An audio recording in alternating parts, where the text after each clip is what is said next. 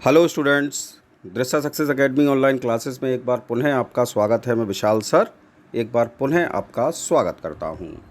जैसा कि मैं आपको इंडियन राइटर्स इन इंग्लिश की वीडियोस दे रहा हूं लगातार, और कई राइटर्स के मैं वीडियोस दे चुका हूं। अब इसी क्रम में मैं आपको आज से जो मोस्ट इम्पॉर्टेंट राइटर्स हैं इंडियन राइटर्स इन इंग्लिश, उनसे कनेक्टेड जो मोस्ट इम्पॉर्टेंट क्वेश्चंस हो सकते हैं एमसीक्यूज़, उनकी सीरीज आज से आरंभ कर रहा हूं। और सबसे पहले मैं जिन राइटर की बात करूंगा वो हैं हमारे रवींद्रनाथ टैगोर। रवींद्रनाथ टैगोर का वीडियो मैं ऑलरेडी दे चुका हूं, इनके वर्क्स का, इनकी लाइफ का। आज मैं आपके लिए इनसे कनेक्टेड इम्पॉर्टेंट क्वेश्चन का ये वीडियो लेकर आया हूं। आई होप आपको मेरा वीडियो बहुत पसंद आएगा। तो अब हम स्टार्ट करते हैं आज का वीडियो सीधा, टाइम वेस्ट ना करते हुए। जैसा मैंने लिखा है रवींद्रनाथ टैगोर, और पहला क्वेश्चन देखिएगा। Rabindranath Tagore was born in. Rabindranath Tagore ji का जन्म किस वर्ष में हुआ, क्वेश्चन हमारा ये है। तो देखिए ऑप्शन लिखे हैं, A option 1861, B option 1816, C option 1961 और डी ऑप्शन 1916। तो साहब इसका राइट आंसर होगा आपका ऑप्शन ए, यानी कि 1861। 1861 में रवींद्रनाथ टैगोर जी का जन्म हुआ था। अगला क्वेश्चन है आपका question number 2। Which of the following sister of Tagore became a novelist. Rabindranath Tagore की उस सिस्टर का नाम आपको बताना है, उन बहन का नाम बताना है जो कि एक नॉवेलिस्ट बनी। Which of the following sister of Tagore became a novelist. तो देखिए आपके सामने ऑप्शन रखता हूँ मैं, Kadambari Devi A option, B option Mrinalini Devi, C option Swarna Kumari और D option none of these. तो देखिए मृणालिनी देवी उनकी वाइफ का नाम है, ठीक। तो इसका राइट ऑप्शन है आपका ऑप्शन सी, यानी कि स्वर्ण कुमारी इनकी सिस्टर थी जो कि एक नॉवेलिस्ट हुई। आगे अगला क्वेश्चन है आपका, who is referred to as the bard of Bengal. ये बार्ड शब्द जो है, इससे आपको एक क्वेश्चन याद आया होगा। बार्ड ऑफ एवन किसको कहा जाता है, और हमारे जो भी स्टूडेंट हैं जो मेरे वीडियो को देख रहे हैं, हम सब जानते हैं बार्ड ऑफ एवन कहे जाते हैं विलियम शेक्सपियर। तो उसी से मिलता जुलता क्वेश्चन है कि who is referred to as the bard of Bengal. Bard of Bengal की संज्ञा किसको दी जाती है। Option A Swami Vivekananda, option B Rabindranath Tagore, option C Satyajit Ray, option D Sukumar Ray. तो right answer is option B, Rabindranath Tagore ji को बार्ड ऑफ बंगाल कहा जाता है, रेफर किया जाता है। Question number 4। Who is the first Indian lyricist to win the Nobel prize in literature. Bharat के आपको पहले लिरिसिस्ट कवि का नाम बताना है जिन्हें साहित्य के क्षेत्र में नोबेल प्राइज मिला है। Option A Debendranath Tagore, option B Satyajit Ray, option C Rabindranath Tagore, option D both A and C. तो साहब फर्स्ट इंडियन लिरिसिस्ट की यदि हम बात करें जिनको कि नोबेल प्राइज लिटरेचर के क्षेत्र में मिला, तो वो हैं हमारे रवींद्रनाथ टैगोर जी। तो ऑप्शन सी इसका राइट आंसर है। क्वेश्चन नंबर 5 देखिए, रवींद्रनाथ फादर एज। रवींद्रनाथ जी के पिता का नाम आपको बताना है। तो A option Rabindranath Tagore, A option Rabindranath Tagore, B option Debendranath Tagore, C option Satyendranath Tagore और D option none of the above.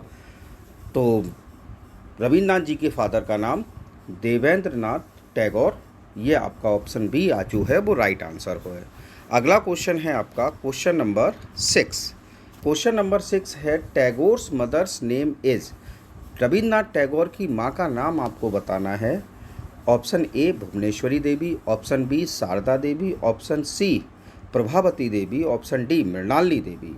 तो भाई इसका सीधा सीधा आंसर है ऑप्शन बी, यानी कि शारदा देवी रवींद्रनाथ टैगोर जी की माँ का नाम है। अगला क्वेश्चन हम देखते हैं क्वेश्चन नंबर 7। क्वेश्चन नंबर 7 आपसे है, which of the following is the name of Tagore's wife. Tagore ji की पत्नी का नाम आपको बताना है। तो अभी मैंने आपको बताया था, पीछे क्वेश्चन आया था उसमें एक ऑप्शन दिया था मृणालिनी देवी। तो डायरेक्ट मैं आपको ऑप्शन आपका उत्तर दे रहा हूँ, डी ऑप्शन मृणालिनी देवी इनकी वाइफ का नाम। अगला क्वेश्चन अच्छा है, at which age Tagore started writing poems. यानी कि टैगोर साहब ने जब पोएम्स लिखना आरंभ किया तब उनकी उम्र कितनी थी। हालांकि ये सब पॉइंट्स मैं बाकायदा आपको वीडियो जो रविन्द्रनाथ टैगोर जी का मैंने दिया था उसमें मैं बता चुका हूँ, लेकिन फिर भी ये क्वेश्चन इस बताना मेरा कर्तव्य है, ड्यूटी मैं समझता हूँ, जिससे कि आपको और अधिक आसानी रहे। तो at which age Tagore started writing poems, तो ऑप्शन आपके लिए हैं A8, B10, C12, D16। तो right answer is option A. Rabindranath Tagore ji की उम्र 8 वर्ष की थी जब उन्होंने पोएम्स लिखना आरंभ किया था। अगला क्वेश्चन है आपका, at which age Tagore released his first poem. अच्छा, टैगोर साहब की पहली रिलीज्ड पोएम मतलब कब हुई, उस समय रविन्द्रनाथ टैगोर जी की उम्र कितनी थी। लिखना तो 8 वर्ष से स्टार्ट किया था, लेकिन पहली रिलीज्ड पोएम जब उनकी हुई तब उस समय रविन्द्रनाथ जी की उम्र कितनी थी। Option A 8, option B 10, option C 12, option D 16। तो इसका राइट आंसर है आपका ऑप्शन डी, यानी कि 16 ईयर रविन्द्रनाथ टैगोर जी की उस समय उम्र थी, 16 वर्ष जब उनकी पहली पोएम रिलीज हुई थी। अगला क्वेश्चन है आपका, what is Tagore pseudonym. Tagore ji का स्यूडोनेम आपको बताना है। तो option A Kalidas, option B Veer Singha, option C Bhanu Simha और option D none of these. तो भैया टैगोर जी का स्यूडोनेम अगर हम बात करें तो वो है आपका ऑप्शन सी, यानी कि भानु सिम्हा। इनका स्यूडोनेम रविन्द्रनाथ टैगोर जी का है भानु सिम्हा। अगला क्वेश्चन है आपका question number 11, when did Tagore first publish his writing under his real name. यानी कि टैगोर साहब ने पहली बार उनकी राइटिंग जो थी वह उनके रियल नेम से किस वर्ष में पब्लिश हुई थी। पहले वो स्यूडोनेम भानु सिम्हा के नाम से लिखा करते थे। तो आपसे क्वेश्चन ये पूछा जा रहा है कि रविन्द्रनाथ टैगोर जी ने अपने रियल नेम से पोइट्री जो थी उसका पब्लिकेशन कब आरंभ करवाया, उस ईयर क्या था।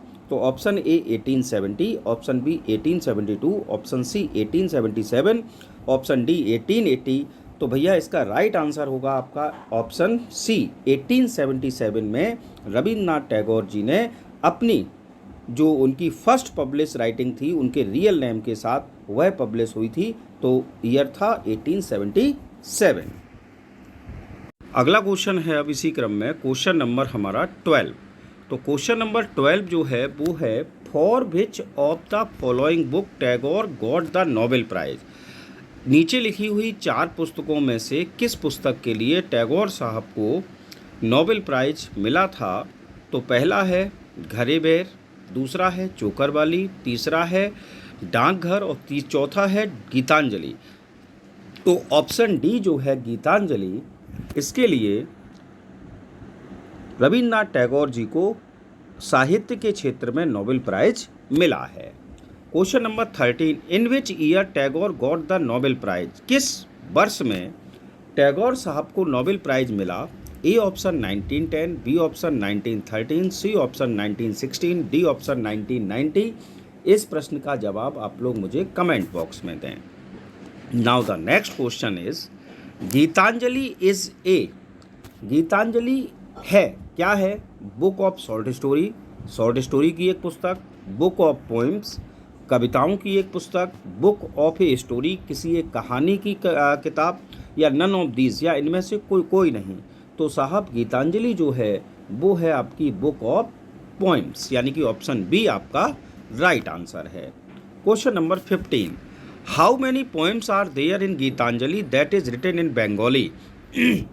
यहाँ मैं आपको क्लियर बता दूं, मैंने वीडियो में भी बताया था जब इनके बारे में विस्तारित रूप से बताया था कि बंगाली जो थी वो पहले गीतांजलि जो पोएम है वो पहले बंगाली भाषा में लिखी गई, उसके बाद अंग्रेजी में उसको लिखा गया। तो जब ये बंगाली में पोएम पब्लिश हुई, गीतांजलि लिखी गई, तब इसमें कुल मिलाकर कितनी पोएम्स थी। यानी कि रविन्द्रनाथ टैगोर जी ने गीतांजलि को जब बंगाली में लिखा तब उसमें नंबर ऑफ पोएम्स कितनी थी। Option A 157, option B 571, option C 175, option D 751। तो इसका राइट आंसर है आपका ऑप्शन ए 157 पोएम्स। बंगाली में जब इसको लिखा गया गीतांजलि को तब इसमें पोएम्स की संख्या थी 157। Now the next question is, how many poems are there in English Gitanjali. अच्छा, जब अंग्रेजी में गीतांजलि लिखी गई तब इसमें पोइम्स की संख्या कितनी हुई? तो option A 107, option B 103, option C 111, option D 175। तो इसका राइट आंसर है आपका ऑप्शन बी, यानी कि जब अंग्रेजी में गीतांजलि लिखी गई तो उसमें पोइम्स रखी गई 103, 103 पोइम। अगला क्वेश्चन है, how many poems are translated from Bengali Gitanjali in English Gitanjali? ये भी एक अच्छा क्वेश्चन है। कई बार कन्फ्यूज़न पैदा करने के लिए इस प्रकार के क्वेश्चन पूछे जाते हैं। जैसा कि इससे पहले क्वेश्चन आया था, बंगाली में जब इसको लिखा गया तो 157 पोइम्स थी, इंग्लिश में गीतांजलि को लिखा गया तो 103 पोइम्स थी। अब आपसे क्वेश्चन ये पूछा जा रहा है कि गीतांजलि जो बंगाली में लिखी गई थी और जब अंग्रेजी में लिखी गई तो इतनी मतलब कितनी पोइम्स ऐसी थी बंगाली में लिखी हुई गीतांजलि की जो कि इंग्लिश गीतांजलि में भी रखी गई? तो लोग ऐसा मानते हैं कि जैसे 103 पॉइंट्स पूरी की पूरी वही रखी हैं रविन्द्रनाथ टैगोर जी ने जो कि बंगाली में लिखी थी, लेकिन ऐसा कदापि नहीं है। ऑप्शन फिर भी मैं आपके सामने रखता हूँ 103, A option 130, B option, C option 35 और डी ऑप्शन 53। तो मैं आपको बता दूं बंगाली जो गीतांजलि है उसमें से इंग्लिश गीतांजलि को लिखते समय रविन्द्रनाथ टैगोर जी ने मात्र 53 पोइम्स को लिया है, यानी कि बंगाली पोइम्स जो बंगाली में लिखी गई गीतांजलि है जिसमें कि 157 पोइम्स थी, उनमें से 53 पोइम्स को लिया है रविन्द्रनाथ टैगोर जी ने और 50 नई पोइम्स उन्होंने इंग्लिश गीतांजलि में दी हैं। Now the next question is question number 18, in which year Gitanjali had been published? किस वर्ष में गीतांजलि का पब्लिकेशन होता है? ठीक, तो option A 1910, option B 1911, option C 1912 और ऑप्शन डी 1913। तो मैं आपको बता दूं गीतांजलि का पब्लिकेशन जो है वो हुआ है 1910 में, 1910 में। Question number 19, the theme of Gitanjali is? अगर गीतांजलि पोइम्स की हम बात करें, पूरी गीतांजलि जो कलेक्शन ऑफ पोइम्स की बुक है, तो ये पूछा जा रहा है कि उसकी थीम क्या है। तो देखिए, ए ऑप्शन है नेचर, बी ऑप्शन है devotion to God, C option है बोथ ए एंड बी और डी ऑप्शन है नन।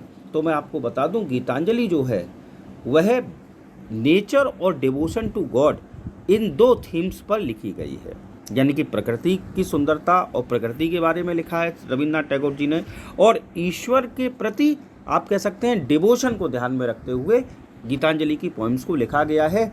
गीतांजलि का इंग्लिश अनुवाद ही होता है ऑफरिंग्स। ठीक, तो डिवोशन टू गॉड और नेचर दोनों, तो ऑप्शन सी आपका राइट आंसर है। अगला क्वेश्चन है आपका, which university was founded by RN. Tagore? कौन सी यूनिवर्सिटी ऐसी है जो कि जिसका निर्माण, जिसकी फाउंडेशन आर.एन. टैगोर जी ने रखी, यानी नींव आर.एन. टैगोर के द्वारा रखी गई, रविन्द्रनाथ टैगोर जी के द्वारा? A option Bombay university, C option Calcutta university, C option Visva Bharati university, D none. तो मैं आपको बता दूं कि जो रविन्द्रनाथ टैगोर जी ने जिस यूनिवर्सिटी की नींव रखी उसका नाम है विश्व भारती यूनिवर्सिटी, जो कि कलकत्ता में है, विश्व भारती यूनिवर्सिटी। चलिए नेक्स्ट क्वेश्चन, अच्छा क्वेश्चन है बहुत। In which year did Rabindranath Tagore surrender the knighthood as a protest against Jallianwala Bagh massacre? यानी कि रविन्द्रनाथ टैगोर जी को आज, जब मैं आज के दिन आपको ये वीडियो दे रहा हूँ, आज तारीख है हमारी, डेट कितनी है आज, 30 मई। तो मैं आपको बता दूं 30 मई को ही रविन्द्रनाथ टैगोर जी ने नाइटहुड की उपाधि जलियांवाला बाग जो नरसंहार हुआ था उसके विद्रोह में जो इन्हें नाइटहुड की उपाधि दी गई थी उसको इन्होंने अंग्रेज सरकार को वापस कर दिया था। डेट थी 30 मई। बस आपको ईयर बतानी है, तो ऑप्शन आपके सामने है 1915 A option, B option 1917, C option 1919 और डी ऑप्शन 1921। तो भैया पूरा आज का आंसर होगा 30 मई 1990, यानी कि आज की डेट को ही रविन्द्रनाथ टैगोर जी ने 1919 में जलियांवाला बाग मैसेकर के अगेंस्ट के विरोध में नाइटहुड की उपाधि अंग्रेज सरकार को वापस की थी। Now the next question is question number 22, which magazine was edited by Rabindranath Tagore? उस मैगजीन का आपको नाम बताना है जिसको एडिटेड किया करते थे रविन्द्रनाथ टैगोर जी। तो A option Banga Darshan, B option Dakghar, C option Kadambari और डी ऑप्शन नन। तो भैया इसका सीधा सीधा उत्तर है आपका बंगा दर्शन ए ऑप्शन। ठीक। Now the next question is, अपने आप में बहुत महत्वपूर्ण और इम्पॉर्टेंट क्वेश्चन है, which poet wrote an introduction to Tagore's Gitanjali. Tagore साहब की गीतांजलि जो है उसका इंट्रोडक्शन किस लेखक ने लिखा है? A option Robert Frost, B option W.B. Yeats, C option S.T. Coleridge और डी ऑप्शन फिलिप लार्किन। तो भाई इसका राइट आंसर है ऑप्शन बी, W.B. ईट्स, यानी कि विलियम बटलर ईट्स साहब ने टैगोर साहब की गीतांजलि का इंट्रोडक्शन लिखा है। Now the next question is, name the author of the gardener, the fugitive, Chitra sacrifice, the post office. यानी कि आपको यहाँ कुछ बुक्स के नाम लिखे हैं, जैसे कि the gardener, the fugitive, Chitra sacrifice, the post office. इनके लेखक का नाम बताना है। तो ऑप्शन आपके सामने, ए रविन्द्रनाथ टैगोर, बी बंकिम दा, सी अरविंदो घोष और डी रमेश चंद्र दत्त। तो साहब इसका राइट आंसर है ऑप्शन ए, यानी कि रविन्द्रनाथ टैगोर जी ऑथर हैं the gardener, the fugitive, Chitra sacrifice और द पोस्ट ऑफिस। इन सभी वर्क्स के लेखक हैं रविन्द्रनाथ टैगोर जी। चलिए नेक्स्ट क्वेश्चन, एक बहुत ही महत्वपूर्ण और बहुत फेमस पोएम है रविन्द्रनाथ जी की, लीव दिस चांटिंग। मैंने पढ़ी है और मेरे जो वीडियो जो लोग देख रहे हैं, जो मेरे स्टूडेंट देखेंगे, उन सब ने लीव दिस चांटिंग पोएम पढ़ी है। तो उसमें से एक क्वेश्चन मैंने लिया है, एक दो क्वेश्चन, कि what does telling of beads refer to in the poem leave this chanting by R.N. Tagore. यानी कि रविन्द्रनाथ टैगोर की पोएम लीव दिस चांटिंग में एक लाइन आई है टेलिंग ऑफ बीट्स, तो इसका अर्थ क्या हुआ? Option A, holding beads while reciting prayers, B option using beads as a musical accompaniment, C option threading beads to make a necklace और D option none of the above. तो भाई telling of beats का जो अर्थ है इस poem में, leave this chanting में, वो आता है ऑप्शन ए, यानी कि holding beads while reciting prayers, यानी कि माला जपते रहिए जब आप प्रार्थना कर रहे हों, जब आप मंत्रोच्चार कर रहे हों। आपने देखा होगा लोग मंत्रोच्चार करते हैं और माला जपते हैं, तो टेलिंग ऑफ बीट्स का यही मतलब हुआ। Now the next question is, where can one find god as per the poem leave this chanting by Rabindranath Tagore. Rabindranath Tagore ji की पोएम लीव दिस चांटिंग में एक और लाइन आई है, where can one find God, यानी कि कोई व्यक्ति ईश्वर को कहाँ प्राप्त कर सकता है। तो R.N. टैगोर की पोएम लीव दिस चांटिंग के अनुसार ईश्वर कहाँ प्राप्त हो सकते हैं? A option inside the temple, temple के अंदर, B option inside the houses of the rich, धनवान लोगों के घरों के अंदर, सी ऑप्शन इन हेवन, स्वर्ग में और D option among the hard working, मेहनती लोगों के बीच में। तो साहब ऑप्शन डी जो है वो राइट आंसर है कि लीव दिस चांटिंग के अनुसार अगर आपको ईश्वर को खोजना है तो आप मेहनती लोगों के बीच जाइए, वहाँ आपको ईश्वर की प्राप्ति हो जाएगी। Now the next question is question number 27, in which year was Chitra the famous play by Rabindranath Tagore first published. और ये क्वेश्चन देखिए आया है उत्तराखंड GIC में। आप सबको पता है अभी GIC की परीक्षा होने वाली है, जो कि शायद जून में हो जाती, लेकिन कोविड काल के कारण नहीं हो पाई। तो ये पूरी संभावना है कि जुलाई में ये परीक्षा होनी है। तो देखिए UK यानी उत्तराखंड GIC में ये क्वेश्चन पूछा गया कि किस वर्ष में चित्रा, जो कि एक फेमस प्ले है रविन्द्रनाथ टैगोर जी का, उसका पहली बार पब्लिकेशन हुआ।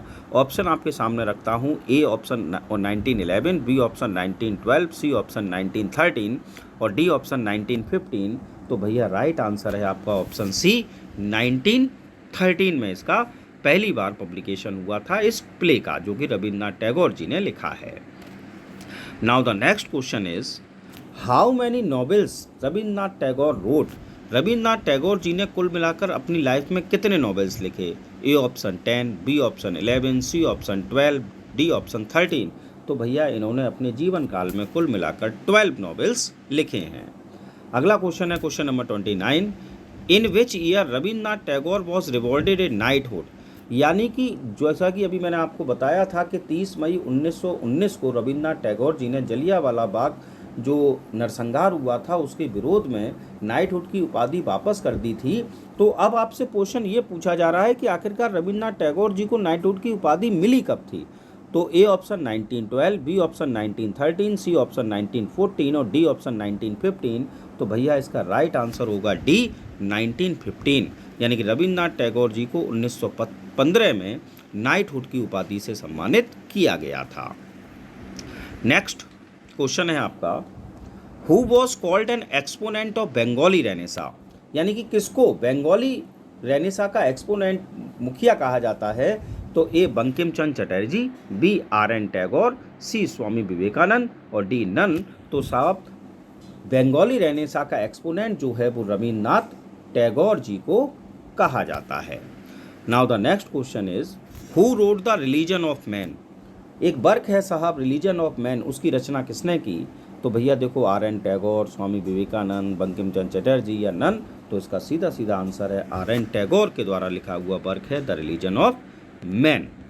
अगला क्वेश्चन है, which book of Tagore is a part of UNESCO collection of representative work. अपने आप में बहुत बड़ा ये एक अचीवमेंट है किसी भी लेखक के लिए कि टैगोर साहब की कौन सा ऐसा वर्क है जो कि यूनेस्को की जो कलेक्शन है रिप्रेजेंटेटिव वर्क्स का उसमें उसको स्थान दिया गया है। तो देखिए पहला है the religion of man, B option Gitanjali, C option both A and B और डी ऑप्शन नन।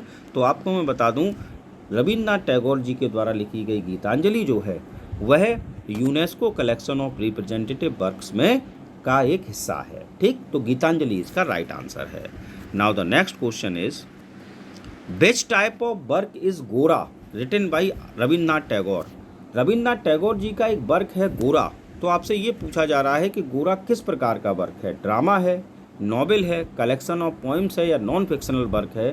तो गोरा साहब क्या है, एक अपने आप में नॉवेल है।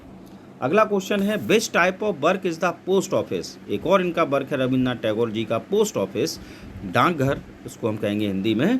तो वह किस प्रकार का वर्क है, नॉवेल है, प्ले है, पोएम है, नन है। तो साहब ये जैसे गोरा आपका नॉवेल था तो पोस्ट ऑफिस इनका एक फेमस प्ले है। और आपको बता दूं इसकी रचना इन्होंने मात्र 4 दिन में की थी, 4 डेज। मात्र पोस्ट ऑफिस को लिखने में रविन्द्रनाथ टैगोर जी को 4 दिन लगे थे, जो कि एक अपने आप में प्ले है और बहुत फेमस प्ले है। अगला क्वेश्चन है, in 2004 Rabindranath Tagore's Nobel prize was stolen from. 2004 में रविन्द्रनाथ टैगोर जी को जो नोबेल प्राइज मिला था 1913 में, वो 2004 में चोरी हो गया। तो आपसे ये पूछा जा रहा है कि ये चोरी कहाँ से हुआ। ए ऑप्शन कैलकाटा यूनिवर्सिटी से, बी ऑप्शन कैलकाटा म्यूजियम से, सी ऑप्शन विश्व भारती यूनिवर्सिटी से या डी नन। तो मैं आपको आंसर बता देता हूँ, ऑप्शन सी विश्व भारती यूनिवर्सिटी से 2004 में एक प्रदीप नामक व्यक्ति था जिसने कि विश्व भारती यूनिवर्सिटी से रविन्द्रनाथ टैगोर जी का नोबेल प्राइज जो था वो चोरी किया था। अगला क्वेश्चन है आपका question number 36, which type of work is the home and the world written by Tagore. Rabindranath Tagore ji का एक फेमस वर्क है the home and the world. तो आपसे ये पूछा जा रहा है the home and the world किस प्रकार का वर्क है, पोएम है, ड्रामा है, शॉर्ट स्टोरी है या नॉवेल है। तो the home and the world जो है वह एक नॉवेल है जो कि रविन्द्रनाथ टैगोर जी के द्वारा लिखा हुआ है। Now the next one is,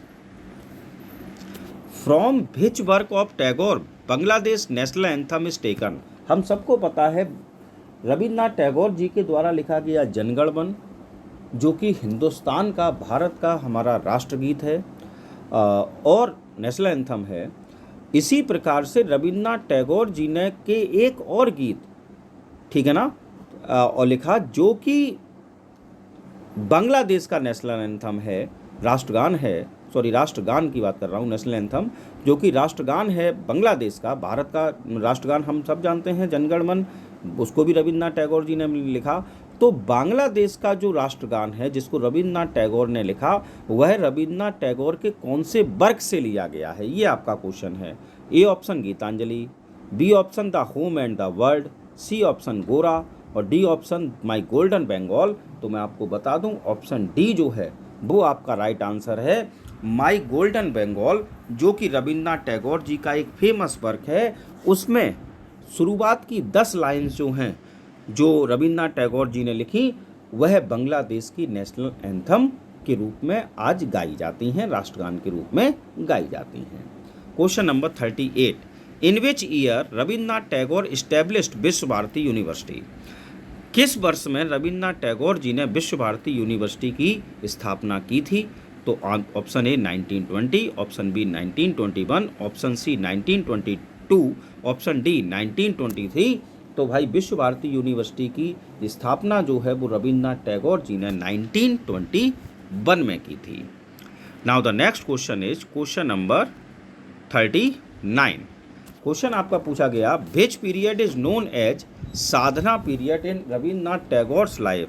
Rabindranath Tagore ji के जीवन में कौन सा ऐसा पीरियड है जिसको साधना पीरियड का नाम दिया गया है?